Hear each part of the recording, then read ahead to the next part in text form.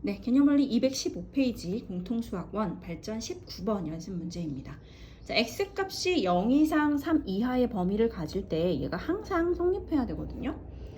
자, 지금 얘가 아래로 볼록인 식이에요. 아래로 볼록인 식인데 0과 3이라는 이 구간 안에서는 언제나 0 이하여야 된다는 겁니다.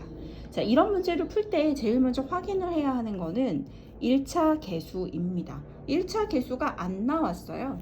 1차 계수가 안 나왔기 때문에 우리는 뭐라고 생각할 수가 있냐면 0과 3 사이에서 개형이 그냥 요렇게 딱 생겼거나 아니면 0과 3 사이에서 음수기만 하면 되니까 음수거나 0이면 되니까 이런 그림이 그려지거나 아니면 0과 3에서 여기를 이렇게 지나가게 만들거나 아니면 0과 3이 있는데 그냥 아래로 푹 내려가 있거나 자, 이런 거 다 된다는 얘기거든요.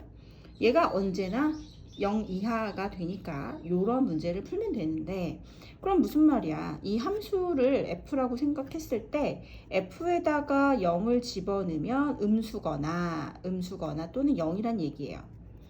또 함수라고 생각했을 때 여기에 3을 집어넣은 값도 0 이하라고 해주면 됩니다. 그럼 x에다 0을 넣었을 때는 a제곱 빼기 9가 0 이하인 거니까 a의 제곱은 9 이하인 거고 a는 마이너스 3 이상 3 이하라고 할 수가 있겠죠. 자, 이번에는 x에다가 3을 넣어볼까요? 여기다 3을 넣으면 9 더하기 3a 그리고 a제곱 빼기 9 이게 0 이하라는 거거든요. 그럼 a제곱 더하기 3a가 0 이하이기 때문에 요거 인수분해 a 더하기 3으로 해보면 아래로 볼록인 함수면서 0과 같거나 작은 부분은 마이너스 3 이상 0 이하라고 할 수가 있겠죠.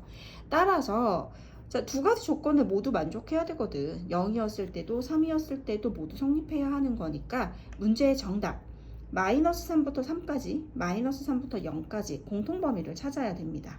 마이너스 3부터 3까지 마이너스 3부터 0까지 여기가 공통범위가 되겠죠. 따라서 문제의 정답은 A는 마이너스 3 이상 0 이하라고 할 수가 있겠고요. 아까 이런 문제를 풀 때 주의를 해야 되는 게 1차 계수가 있나 없나 라고 했었죠. 만약에 생각을 해봐. 얘가 지금 여기는 1차 계수가 a라고 되어 있는데 문제에서 만약에 x제곱 빼기 2x처럼 뭔가를 뭐 주고 있었다 라고 해볼게요. 그럼 이때는 추계방정식이 정해져 버리기 때문에 x가 1로 정해지거나 아니면 마이너스 1로 정해지거나 했다고 생각을 해보세요. 마이너스 1이 만약에 축이었다고 하면 0에서부터 3까지가 전부 다 0 이하니까 더 내려와야 되구나. 양수인 줄 알았네. 자, 다시 x가 마이너스 1이었을 때 축이 있었다고 해봐. x가 마이너스 1이었을 때 축이 있었고 이런 개형이었다고 한다면 0과 3에서요. 0은 얘보다 더 가깝고 3은 더 멀리 있을 텐데 3을 집어넣었을 때 음수거나 또는 3을 집어넣었을 때 0인 조건만 하면 되기 때문에 축에 따라서 0은 할 필요가 없었던 거죠. 그지? 왜냐면 3을 집어넣었을 때 음수라면 축이었을 땐 더 아래로 쭉 내려가 있을 테니까 이때는 요 조건만 써주면 됩니다. 만약에 축의 방정식이요 4였다고 해봐. 만약에 축이 4에 있었다고 한다면 0에서부터 3까지가 음수라고 했죠?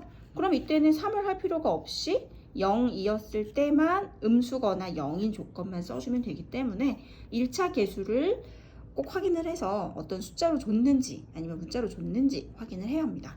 자, 여기는 문자가 그냥 주어져 있었기 때문에 이 조건들을 그려보고 두 가지 조건을 모두 만족하는 값을 답으로 써주면 되는 문제였습니다.